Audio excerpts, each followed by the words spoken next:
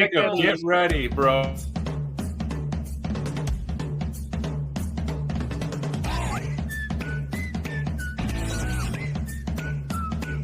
Hey everyone, how you doing? This is Amon Green, Gourmet Packers all-time leading rusher, and you're watching Packers Total Access Live, your daily source for Packer content. Go Pack, go!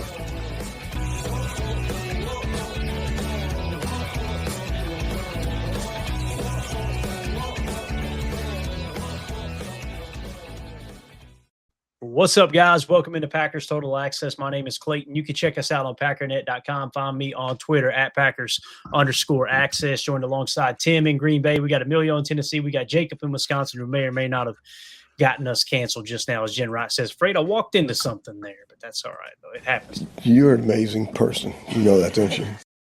All right, so let's dive into it, guys. We got a big show for you guys and gals this evening. We're going to talk just kind of a little news update, if you will, just what's going on with the Packers real quick. We'll hit on that. We'll give you guys the injury report. We'll talk about some key statistics that came out of the game. Romeo Doubs having a hell of a game with some advanced analytics there. We'll do a little coverage detail breakdown, talk about what the Packers ran the most from a coverage standpoint. And then, of course, we'll get into the main event, which is Chalk Talk Packers Lines. It's going to be a blast, man. There's a lot of plays we had to leave out. I know I said it all year last year. It just continues to be a theme, but got some really, really good ones in there that we'll break down. I think we got like 12 or 13 plays. But before we get into that, let's do that YouTube stuff for me. Hit like, hit subscribe. If this is your first time tuning into PTA, welcome. Welcome into the Chalk Talk edition. Thank you for making us part of your evening. Listen, we're not experts here. We're not insiders. We're not media members. You'll see us break down tape tonight. It doesn't mean that everything we say is gospel. It doesn't mean that, oh, all right, we are the grand poobahs of film breakdown. We're just a bunch of Packer fans in here looking at the tape, watching the tape, breaking it down to the best of our ability, and just throwing ideas back and forth so we can kind of learn together. So if you're looking for that kind of content, make sure you hit like, subscribe, and especially click that bell icon so you're notified every time we do go live. Gentlemen, how we doing today, boys? It's fall in the air. We got another fire going downstairs. Lincoln got the best nap of his young puppy life last night, trying to watch the snooze fest that was the Bears and the Vikings. I know y'all see that tweet that I sent out, but how we doing? Ready to go. Yeah, absolutely. Tell you what, Gray Matter says it best. It's check tack time. Let's go. Is that how That's you right. pronounce that? Yeah, check tack. We're ready to go. Unlike Ben Johnson and the Bears last night, right? Get ready to go! Yeah, You only script so many. What'd y'all think of that game? Let's hit that real quick. What did y'all think of the Bears Vikings game? I'm a little upset that they didn't tie. Yeah. But other than that, I'm okay. Kind of like JJ was in quicksand until he ripped that pick six off. And then he was like, all right, cool. I got that Band-Aid off. I'm like, Favre, let's get that thing taken care of and get it out of here. And then let's roll. I mean, let's get this thing going. I think Caleb Williams is the absolute definition of a bust. I think he sucks. I think that the town of Chicago knows it and that they should go with Tyson Bagent, but that probably ain't going to happen. So, Man. Heard it from a fan. Telling you. We're taking the North and we're never giving it back. Right, Poles? Boy, they lost that energy real quick, didn't they? I just love how fast the fans turned on him. Like, it was screaming through halftime, screaming. Everybody got some more beers at half. We got a couple more, good to go. By the time the end of the third came around, we heard boos, and then at the end of the game, it was over. Yeah. I mean, in all seriousness, if you listen to Ryan's podcast this morning, it was a bonus episode where he watched it live and recorded it. It was hilarious because he actually called it like perfect. He said, Caleb started off strong. He goes, I have a feeling, though, that Ben Johnson's kind of throwing a lot out there just to kind of make him look good, scheming up easy routes and that sort of stuff, using a ton of dump offs. So that 10 out of 10 start was kind of a mirage. And Ryan even says, he goes, I just feel like that this isn't going to last the whole game. I feel like they can only do this for so long. And then he's going to have to actually play quarterback and be go through his progressions and his reads. Sure enough, we watched it happen. And honestly, if I'm a Viking fan right now, I feel pretty darn good about JJ McCarthy. Get ready to go! Yeah, so I put this out during the game. I said the perfect ending to this game would be the Bears completely collapsing after J.J. McCarthy has looked like trash all night. This is before the fourth quarter comeback, of course. And, of course, it came to fruition. This tweet blew up, 3,000 likes, but everybody, how did you not win the Powerball? It was Solder in here. Look, precisely on schedule as we all watched it. You get a script and you get a script. So yeah, it was great watching them absolutely play. I thought it was the best of both worlds. I didn't come away thinking JJ McCarthy's the real deal. He showed flashes there in the fourth quarter. Obviously, guys, he played like cheeks the first three quarters. Against a good team, they're not coming back right there. It's not happening. Artie the Prophet with a super chat. Thank you, buddy. Says, hope Ben Johnson is ready for 2 L's a year. Yeah, get ready to go. He was running that mouth earlier, wasn't he, on LaFleur? And I bet he's now looking at that schedule going, oh, crap, boy, I hate to see the Packers coming up here. And that's going to be, what, in the second half of the season? Am I thinking right, guys? Yes. That matchup.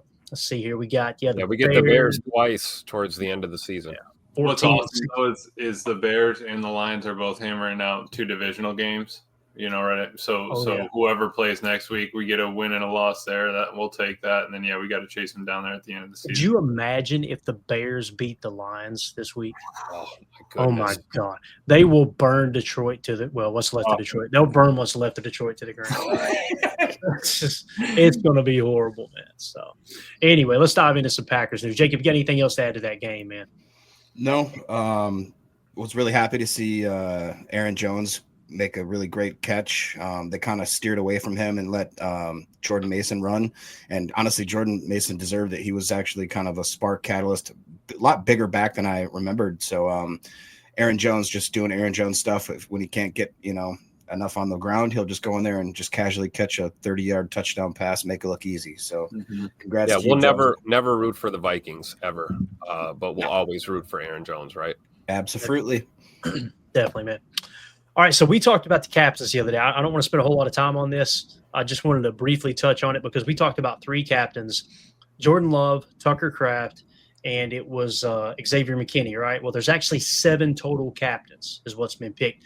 And when you heard them talking about the leadership council, all of these players were pretty much that leadership council. So the coaches said, here are your captains, Jordan Love, Josh Jacobs, Tucker Kraft. That's on offense.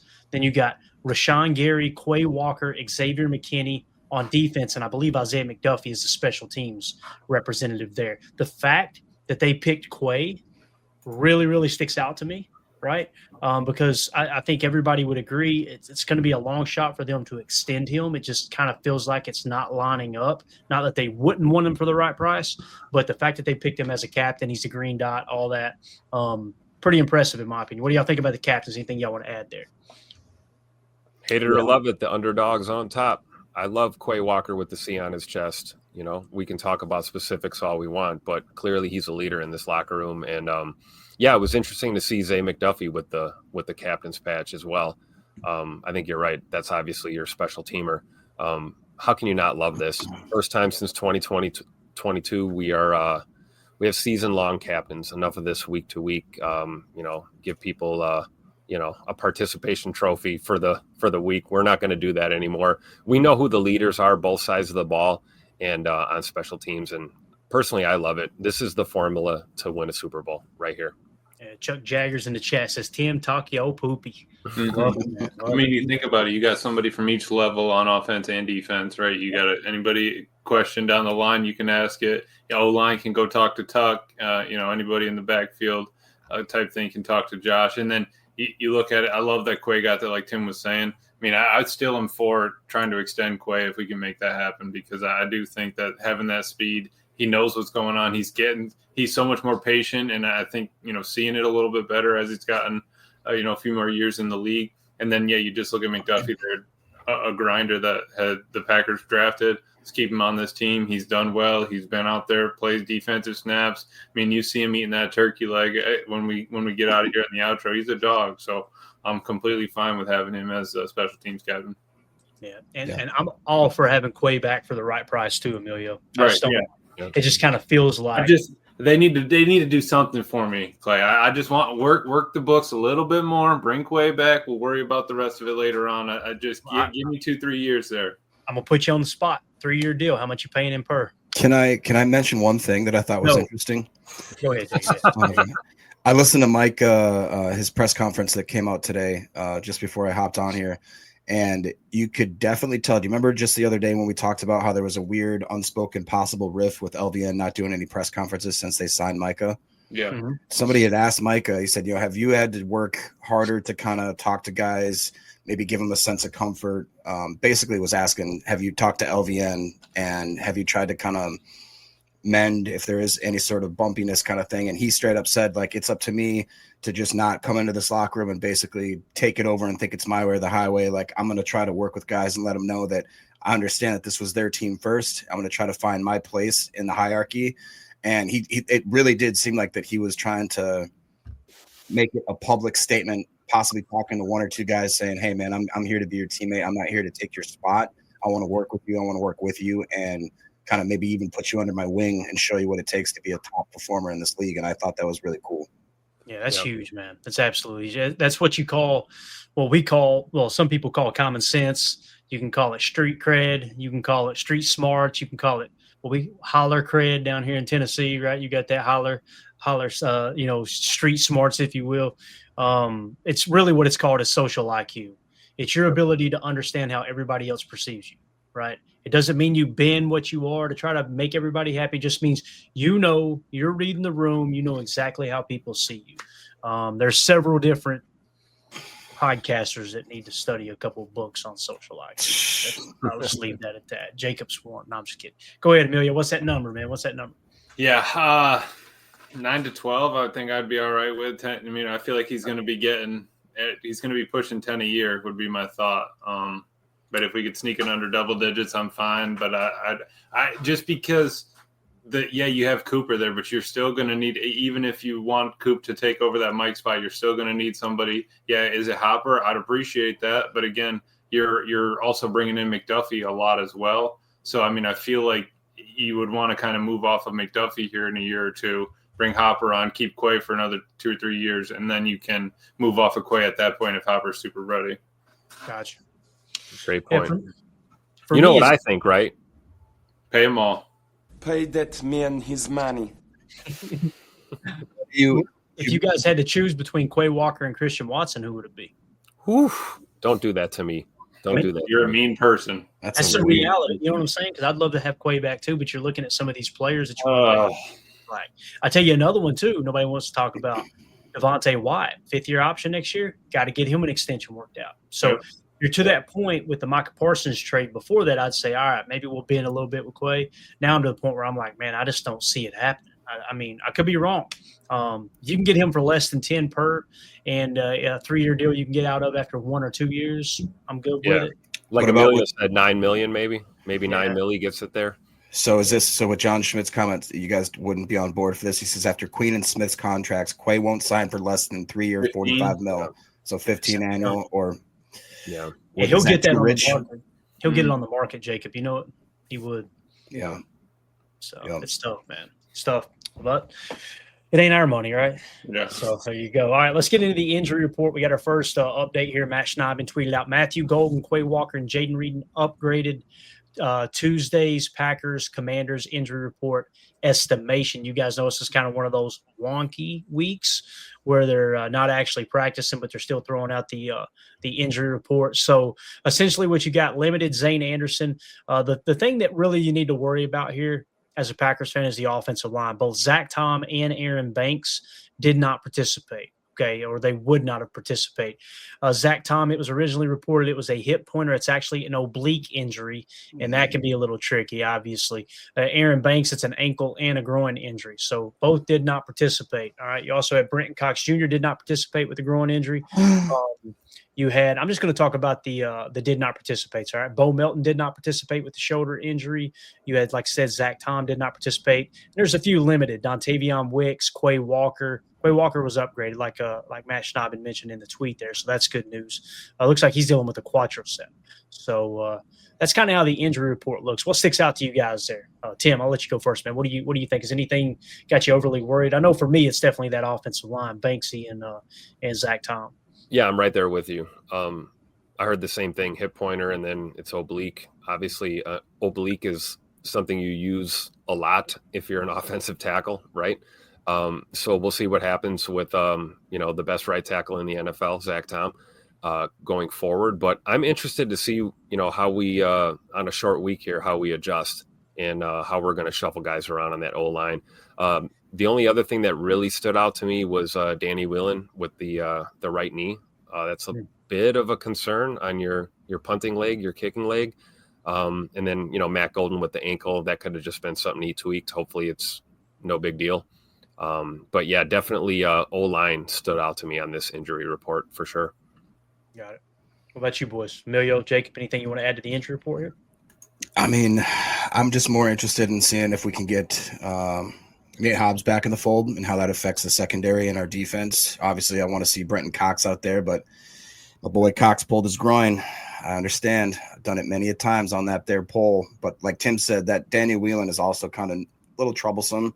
I am a little bit more nervous, obviously, about the offensive line, but because obliques are tough. Like Tim said, that's a muscle you don't realize how often and how much you use, especially trying to slow down absolute studs at the edge position there. So that definitely makes me a little nervous. But hey, good news is that we have Belton, Morgan, a couple other backups that I trust if they have to go in there and even for just a game or two, I'm confident that we can make that work. Like Jen says, all of a sudden Kennard seems like a very good signing. Again, here I am eating my words. On my back, dude. Yep, for sure. Obviously, we're not going to move Elton off the center, right? Like we would think maybe, kick Elton back to a guard spot in a pinch, but I don't think we have to do that with the depth we have right now. Absolutely. That's why you got Jordan Morgan. That's why you had that flexibility, guard tackle flexibility. That's why you went out and got Kennard, because Glove went down, right? So once we lost Glove, we had to back up somebody, and I'm glad that we did, because we saw it in the first game. I mean, where were we last year at the end of our last game? We had a problem with our O-line, right? So we had an injury. We had someone that needed to come in. Starting the season, we had the same thing, an injury. Somebody needed to come in. I'm glad that that look of this new year was a lot cleaner than that look of last year. Obviously, different scenario, playoff game, but still a good team that you're going up against. And I'm glad that we did kind of approach it like that. But yeah, with that injury report, not too bad. I'd still probably don't see Zane or Hobbs this week. Would be maybe my thought if they're still kind of slow on the rehab there. Excited to see Sorrell when he gets back out there too. Yeah. Yeah. Go ahead, Jake. No, just Nessie's bringing up a good point. He says groin injuries is becoming a trend for us. Unfortunately, that's true, and no good. To quote Meredith from The Office, groin injuries are the worst. Trust me. Just the tip, though. Oh man. All right. So on the Commanders side, looks like a lengthy list here, but you can see there's a lot of veteran rest. Zach Ertz, Jonathan Jones, Marshawn Lattimore, Von Miller, all those guys, along with Laramie Tunzel, they all get the NIR rest days. So it really isn't a very long list. If we were to look at the ones that maybe were downgraded, I don't see anybody that was downgraded, so they should be fairly healthy. So gonna be a tough matchup, man. Gonna be a tough test. I'm eager to see. We're gonna break down the preview tomorrow, the PFF preview, give you guys the betting lines, what the line opened at, what it's moved to, all that stuff. I imagine it's gonna be another tight line with the Packers being at home. You're probably gonna be somewhere between 1 to 3 point favorites, I would imagine. If it's anything more than 3, Tim, that sounds the meme everybody uses where the guy goes, "That's bait." Yeah, you got to be careful with that. You know what I mean? Yeah, I was just telling my Uncle Mike today that I think this game Thursday is going to be a hell of a lot closer than the one we saw on Sunday. Obviously, we'll see what happens though. You never know. We could boat race the Commanders at home twice in a row. What a great way to start your year, right? Absolutely. John Schmidt said Washington has the oldest team in the league, so lots of rest makes sense. Respect Orange follows that up with LOL average age of 28 years for the Commanders. And just think about that. I mean, you're looking at the injury report. Theirs is full of rest days, which is cool. I mean, I get that you got to get them. Ours is full of injuries that dudes have been playing through. But I feel like our list is going to, cone a little bit smaller or stay kind of parallel the rest of the year. I feel like Washington's can kind of get can widen a lot as the year goes on. Yeah, great point. Like I said, Bobby Wagner, the only guy aging in reverse, right? You didn't see Bobby Wagner getting any veteran rest or showing up on that injury report. It's unbelievable. Yeah, he's God, man. It's amazing how he continues to play, Tim. Yep. Wow. Especially at that position, right? Our boys back. Say, look who we got here. Yeah, Hey, Rock Howard, gonna need that Brian Branch pick 6 change. Terrible call. Cope The more, fix- buddy. Cope more. Fix was in. I couldn't help but notice this, man. Sit your butt outside. We got the same picture. Same guy. Yeah. Yeah, he's got a good prediction now. He says the commies by 10 plus. Ooh. Hey man, hey, you're on a roll, Rock. Double Please. screenshot this. See Yeah, if double see if you can't screenshot. daisy chain that thing all the way down. I just honestly hope he continues to come in here because we're having really good luck when he Yeah, decides seriously. to make predictions. We'll take your score predictions every week. Thank you. Yes. Thank you for swinging by. Hit that like button on your way out, Buff. If you don't care, man. We greatly appreciate that too. So let's see if we can get this in here real quick. Just want to make sure we got it here. Crack Rock in the house, says Clint. There it is. There we go. We got it. We're ready to roll. I love this full screen too, right? Gotta love it. Damn. All right. So I'll tell you somebody who went straight full screen, silver screen, balled out the other day, and that's Romeo Dobbs. Check this out, guys. This is Jacob Gibbs. I just caught the ball. Jacob, what is that? Rock has a growing injury. So he's been Could be a crackhead. all right. You got hold to the wrong stuff. All right. Jacob Gibbs over on X put this out. Highest week 1 route win rate. All right. This is per fantasy points data. Every route is charted by humans. So this is no AI BS, right? Romeo Dobbs led the entire National Football League at 47% route win rate this week. Jalen Naylor was second at 43%, Mike Evans at 40%, Justin Jefferson at 39%, Devontae Adams 35%, Zay Flowers 32%, and Cedric Tillman 31%. Romeo Dobbs, 47% win rate. Tim, you have the floor, sir. Romy Rome in the house. Watch your mouth. I've been saying that for 2 years, man. Put some respect on Romy Rome's name. Do y'all Absolutely think? love it. Talk about a clutch catch that he had on Sunday. I mean, Oh, dude. my goodness, big boy football, and I love it. And I think one of the things we've slept on with Rome is the route running ability, his ability to chop down and cut guys off very easily. It seems like seamlessly, and I love it, man. I've been waiting for this for the better part of the last 2 years. Hopefully, Romeo Dobbs really has a huge year this year for this team. I love it. Yeah, and that's the next question, guys. Do we extend Romeo Dobbs? If he continues to play like this, right? Y'all, I mean, how much money would you be willing to put on the table for him, right? Pay that That's the man question. his money. Tim said empty out the whole trust fund. What do you think, Emilio, Jacob? Would you how do you feel about Romeo Dobbs? Would you be willing to pay him $20 million per? Let me start there. Oh, that's God. It's tough.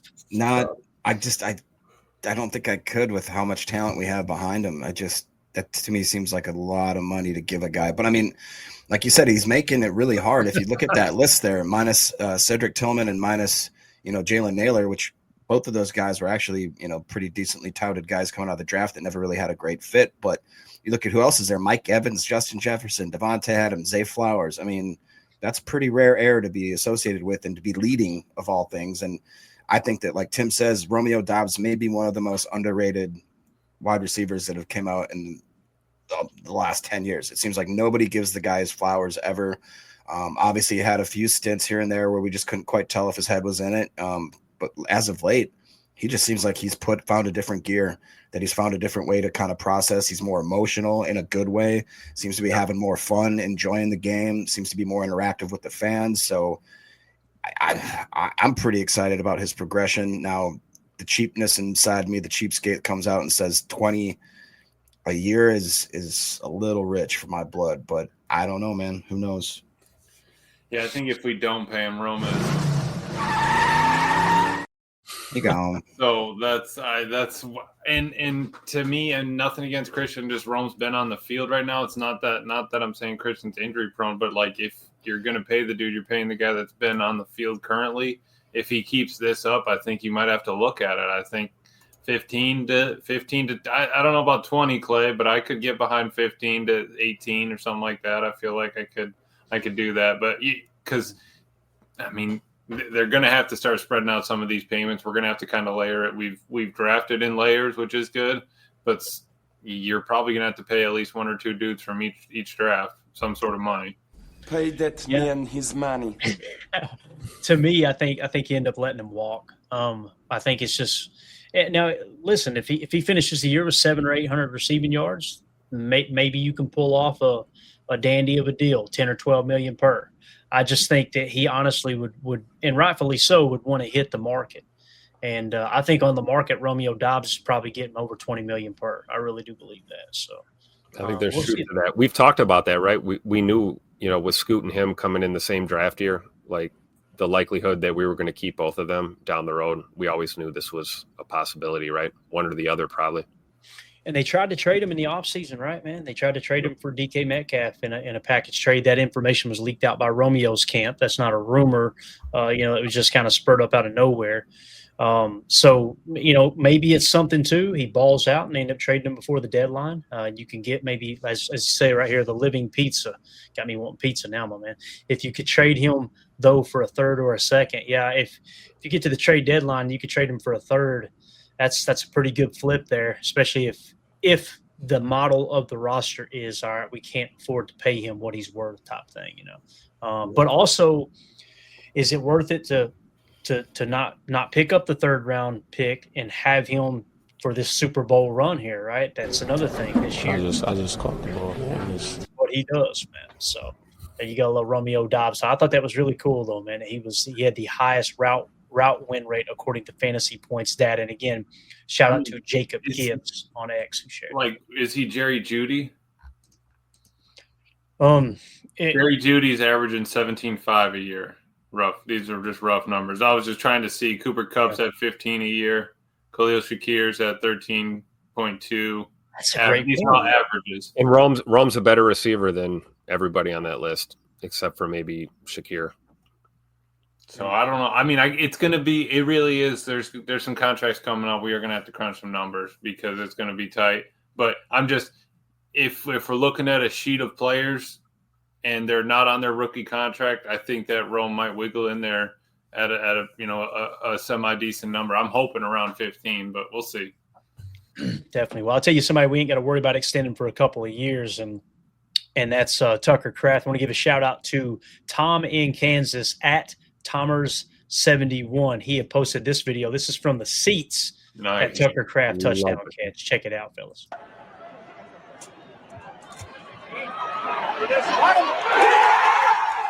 Yeah, what you gonna do? That is a seed right there from Jordan Love. Nose down. What a hell of a catch by Tucker. How about these hands? I'm going to keep telling people on Twitter, boys, I'm going to say, listen, you can be disappointed, but you damn sure can't act surprised that we were telling y'all about Tucker Kraft last year. Mm-hmm. Like, this dude is going to blow up. He's going to be a top 5, maybe top 3 tight end in the National Football League by the end of the year. He continues to make these tough catches, Emilio. You know what I mean? And this one made Chalk Talk. We'll do the full breakdown, but nice. Man, just what an amazing catch. Dude. Tough catches, and none other than, working man's Gatorade drinker Tucker Kraft to be, third year in the NFL, already got a C on the chest. I mean, come on. Like, what are we doing here? That guy's a dog. If you already have that mentality, bringing that kind of energy, that's what we need. That's the kind of guy we need here, especially up in Green Bay, especially, on this kind of, grinded out working the sort of team. Yeah. What do you think, Tim? Oh, I love it. Shout out to J. Cole in the chat pointing out that, MG was open too. If you watch Matthew Golden there, I'm sure we'll get to it on Chalk Talk, but he absolutely cooked his route as well. And you got to love Jordan Love, pocket presence, able to deliver a strike. And what can you say about Tucker Kraft, man? We had the issue early in the game getting his helmet ripped off. I think that just poked a sleeping giant there early on. Mm-hmm. And you see how we respond, man. I absolutely love it.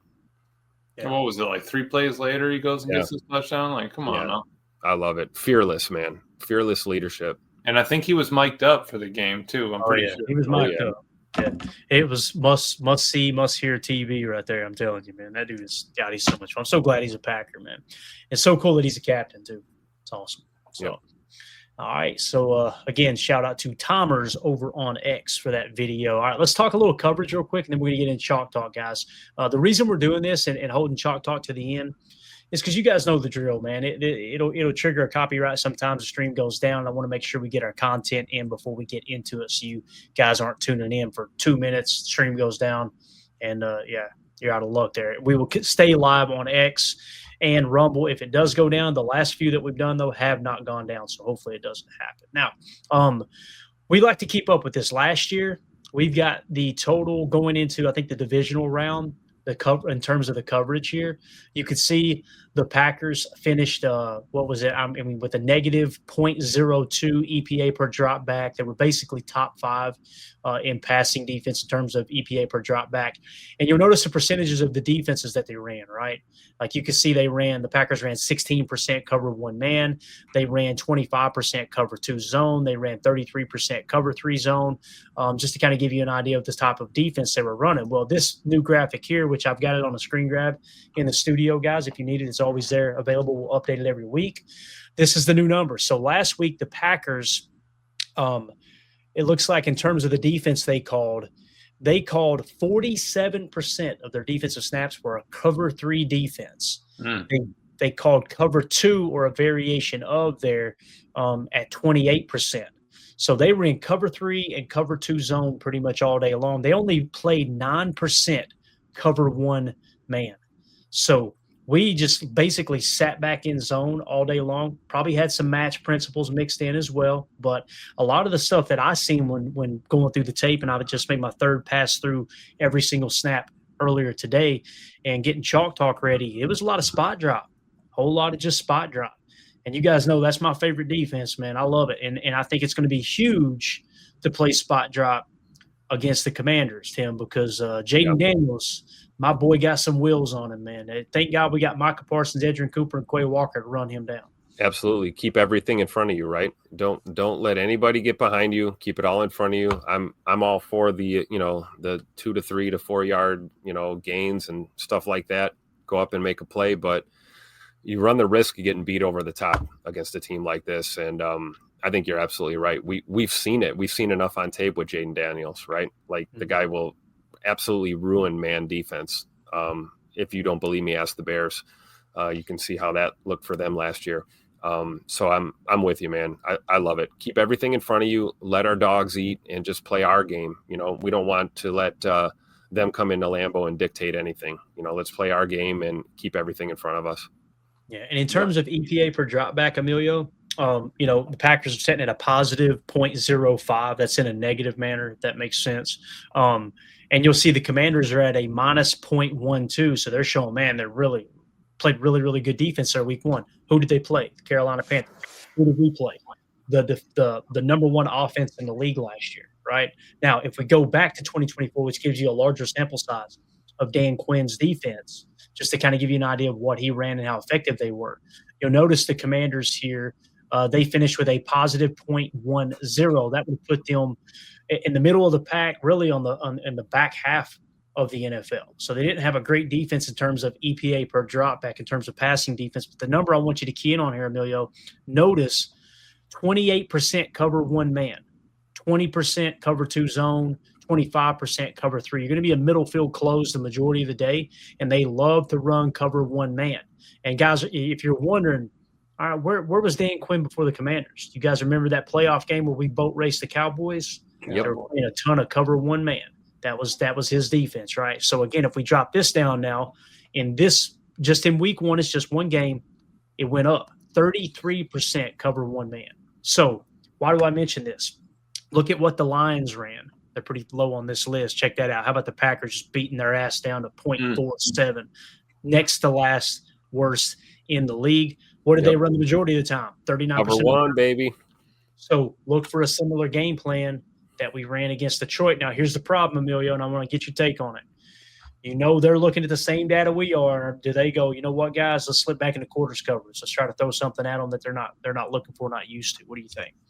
Yeah, that it was tough because the Lions were basically daring us to run the ball, right? Or to beat us or saying, hey, your wide receivers can't compete. That's why we're going to run man and lock them down. We obviously corrected that and fixed them and told them who was right in that matter. But looking at the Commanders running 35% in at least man or zero man, that's a 30-year plays. You're either getting pressure or you're having to beat the man across from you. We have dudes that can do that. Scroll back up there for me a sec, Clay. Yeah, that Commanders number there, they spread themselves out going from the 2 to 3 to the 4 to 6. They can't really decide where they want to go. I'm fine with Jordan being able to read that, really, but once you see that one that single high safety, two out of 3 times you're probably in cover one man, right? So you're right. If they're wanting to jump to that, that's a possibility. But look at those numbers from last year. Their 24 coverages, when they were running that, they max 20%. So I mean, I don't see them jumping to it. I see them leaning on 3 and cover 1, and potentially you'll get a cover 2 in there, but they're not going to go cover 2 man. They're worried about, Love being able to scramble, get enough time, get somebody open, get some space. I just don't see him drifting too far away from that. I think that he would think his defense can kind of hold us in cover 1. Yeah, I think it's a great point. What do you think, Tim? How do you see this, man? Do you think they'll deviate from what they've done last year, or do you think they'll kind of stick with it as they showed here in week 1 that got them a win against the Panthers? Yeah, exactly. We're not the Carolina Panthers, though, right? Correct. And like you said about Dan Quinn, if one thing, that guy he's a veteran and he understands adjustments. I would think he would want to kind of stick to his bread and butter, but maybe want to reinvent themselves a little bit, kind of switch it up. Like you said, they're looking at the same tape we are. They see the same stats we do. They're just better prepared, I guess. So it wouldn't surprise me if they try and give us some different looks. But one thing we know about, Jay Money and the boys, we're good with the unscouted looks. We're good at the checks at the line, those kind of things, doing what we have to do to gain positive yardage on a drive. So I think it might be more of the same with a little bit of nuance if, I'm right. Dan Quinn is a defensive mastermind. Let's be honest. The track record speaks for itself. So we'll see how they adjust and how we adjust, I guess. Yeah. And the way our backs were picking up blitzes, Clay. Oh yeah. I'm not too worried about a 0. I'm not worried if Jordan's going to be in cover 1 man and they run a green dog because he stays in and blocks. They were picking him up last game. Yeah, no, I completely agree, man. I think it's a strength of this team. And if you guys are wondering, Dan Quinn, kind of where he's coming from with this defensive mindset, he grew up in the Pete Carroll system, okay? He was the defensive coordinator for Pete Carroll during the Legion of Boom. And then he got the head coaching job in Atlanta, and that's where he met Matt LaFleur. He actually hired Matt LaFleur. So him and Matt LaFleur are really, really close, okay? So now you fast forward to when he was the defensive coordinator for the Cowboys, he adjusted, he evolved, and he started going to a man coverage heavy defense. I remember when that happened. The problem is your run defense sucks, and you're more susceptible to giving up explosive plays playing man coverage. Okay. Now, when you look at Jeff Hafley came up through the 49ers organization in terms of his pro experience. Well, by that time, Robert Saleh was with the 49ers as defensive coordinator, and Jeff Hafley was one of his assistants, right? So Robert Saleh came up through the Pete Carroll system as well with Dan Quinn in terms of cover 3 buzz. And the reason I mention that, Holmes mentions Evan Williams' pick this week was off cover 3 buzz. That is correct. And if you're wondering what cover 3 buzz is, it's where when you play a buzz out of the cover 3, the safety buzzes into the box to cover the hook curl. Okay. If you're playing sky, the safety buzzes down to take the curl flat outside. If you're playing cloud, the safety is covering deep third outside. Okay. So that cover 3 buzz, what it allows you to do, you guys go back and watch the Legion of Boom. You had Cam Chancellor buzzing the box, and it helps you against a run. Now, it just so happened on that specific play, Xavier McKinney was cheating past the left hash, sugaring, ball snapped. He fades back to post safety playing deep middle third, and our boy Evan Williams was sugaring a too high look, and then he buzzed down into the box and got the pick. The majority of the day, though, you had a lot of Xavier McKinney buzzing the box himself. They were trying to put him in a position where he could make plays underneath. And Jeff Hafley talked about it. You look at the stat column, you think, man, Xavier McKinney had a bad day. He said, according to him, he's like, no, if you could have seen him in the run fits, and he was bringing the pop. So obviously, this is what we're talking about. Just like we're saying, gone are the days of the Sam Backer of the 90s. Gone are the days of the free safety and the strong safety, right? those safeties have to be very, very interchangeable, because when you show two on the shelf, you got to mix and match which one rotates into the box, which one buzzes, which one plays, robber, that type of thing. So, hey, Clayton, can I interrupt real quick? Sorry about that. Yeah, man. We got breaking news per Adam Scheffner. Oh. A couple seconds ago, it says, even in the midst of rehab for his torn ACL, the Packers are rewarding wide receiver Christian Watson with a 1-year, $13.25 million contract extension per his agent, Adisa Bakari. The extension ties Watson to Green Bay through the 2026 season, allows him to focus on getting healthy and not having to play this season for a new deal. Watson remains on PUP and is expected to be back later this season. Nice. All right. Hey, that's me and his money. Since it's breaking news here, what we're going to do, this is called a tease. We're going to actually hit on this on the second hour of the show. How are we going to get Chalk Talk in now, boys? I don't know if we can. We How are can. we gonna do We this? definitely can. We 100% can get Chalk Talk in. All right, let's go. Let's go. 13 Let me hit the super chat real quick. Hardy the Prophet, thank you so much, buddy, for the super chat. Y'all got a watch now production. Watch now. Help me out here, boys. What are we Y'all talking got to about? watch Nah Productions Micah Parsons video. Got it. Thank you, Hardy. We'll check it out, man. We'll throw it into the rotation. Appreciate you, buddy. We'll definitely check that out. Thank you for the super chat. Thank you for translating there for me, Emilio. I'm a dumb redneck over here. So funny how that works. So, all right. That's going to do it for hour one. I'm getting divorced tonight. Didn't we just talk about what we're doing with Christian Watson and paying that Absolutely, man? Yeah. Because we've mentioned it over and over and over all year long. Like, do you give him a 1-year Band-Aid deal and prove he's healthy, like a prove it deal, and or do you just go ahead and wait? Okay, now he's healthy. Let's just give him the extension. They went the other route. I'm glad he's back, man. I'm telling you, I love Christian Watson. I really do. For sure. Let's just go around the horn with it, and then we'll end hour one. Let's just talk about it. How do you feel about that? I'm going to pull up the tweet real quick. Let's just go around. Jacob, you broke the news here. How do you feel about it, man? What do you think about that 1-year extension? I personally love it. The way that Christian Watson opens up a field, you pair him with Golden and with a guy like Reed and, whoever the young, 4th and 5th, 6th string receiver is going to be in the next year or two. I just think that that's too much speed, too much talent to handle. He is an absolute physical freak. You don't see guys that are 6'4", 6'5" that run the way he does. People they're going to talk about that he's injury prone. It's the NFL. Everybody's going to have some injuries here and there. And he's had some really, I'd say, more unlucky than him being injury prone is what I would categorize it as. And the way that he's kind of kept his head up, been a part of the team, working like crazy fast to get back from this injury. I love the fact that we're not going to make him go out there and sing for his supper, that he has a little bit of reassurance knowing that he can come back when he can actually be healthy. Don't force it too quickly. And then he's got another year to kind of as a prove it deal, which I believe is what this is. Also, I like the fact that it gives us a stopgap. 13's not, cheap, but it's something I definitely am willing to part with, especially if it means that we could maybe have some negotiations with Dobby and see if there's a way that we could spread this money out and make everybody a little happy. You know what's interesting about this, Tim and Emilio, is this information came out from the agent, right? Which means this number is inflated. It says $13.25 million. Notice there's no mention of guaranteed money. Right. So how do they work that out? It's not going to be fully guaranteed, right? They're not going to pay him $13.25 fully guaranteed. So it's going to be probably incentive based. However, the tweet, which comes out from, let's be honest, the agent is the one that leaked this information out. It allows him to focus on getting healthy and not having to play this season for a new deal. But if it's incentive based and they don't mention the guaranteed money, he's not going to make that much money if he's not on the field.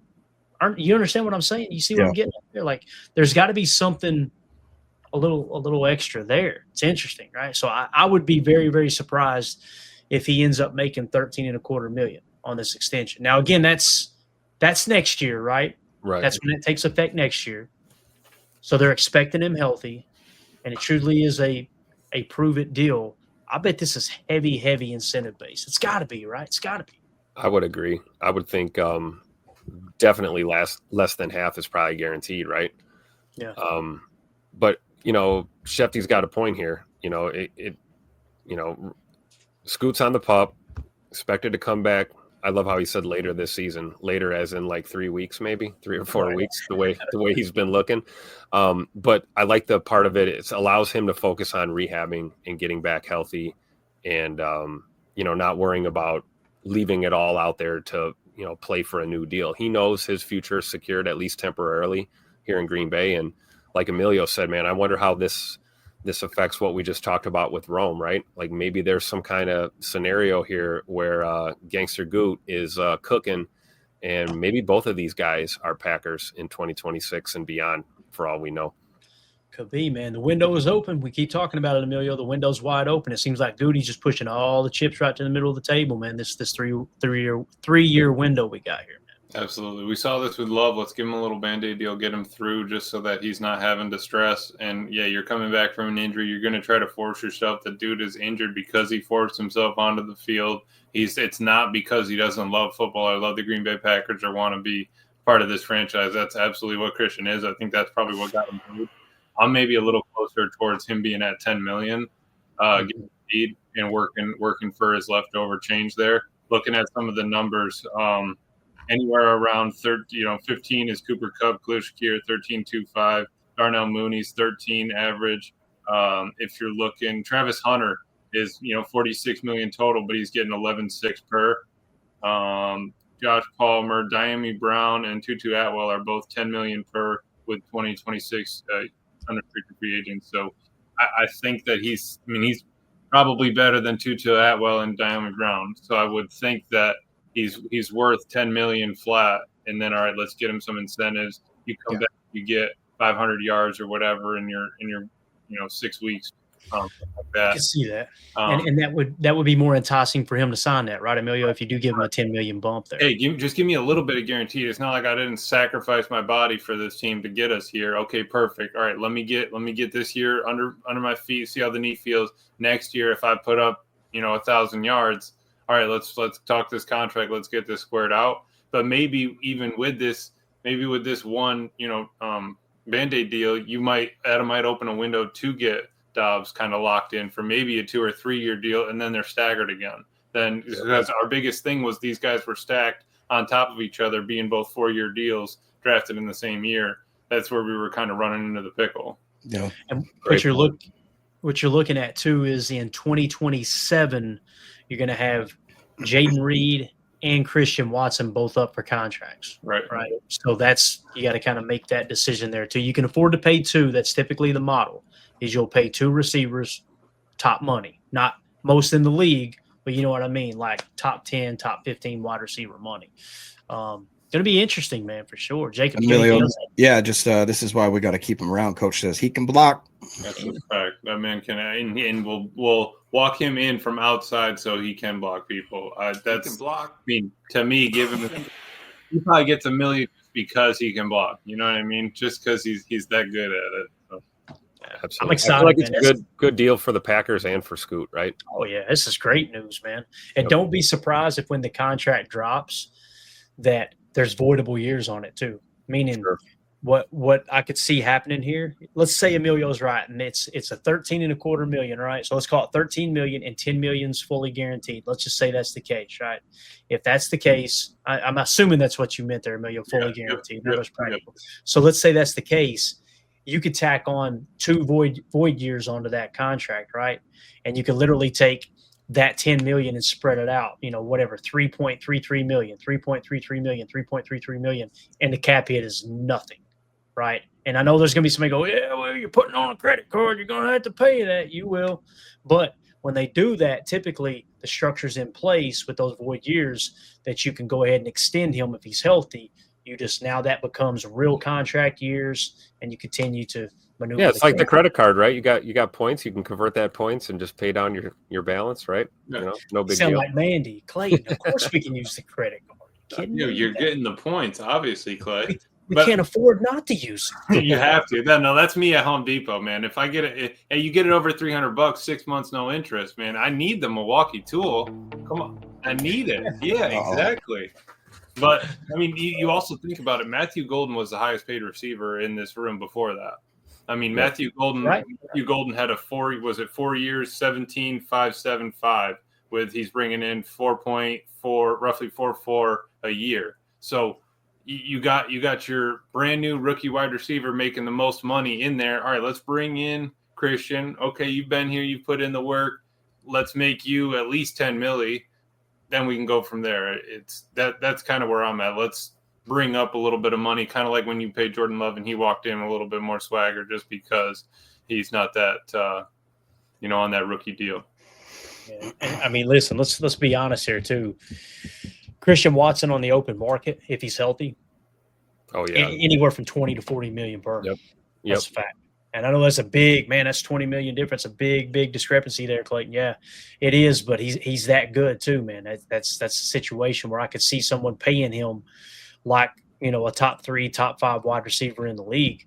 But I could also see it being somewhere around 20 million because of the injury concerns. So I think this is great news for the Packers. This is awesome. This is absolutely awesome. So Jacob, thank you for breaking that news, man. Appreciate you. Yep.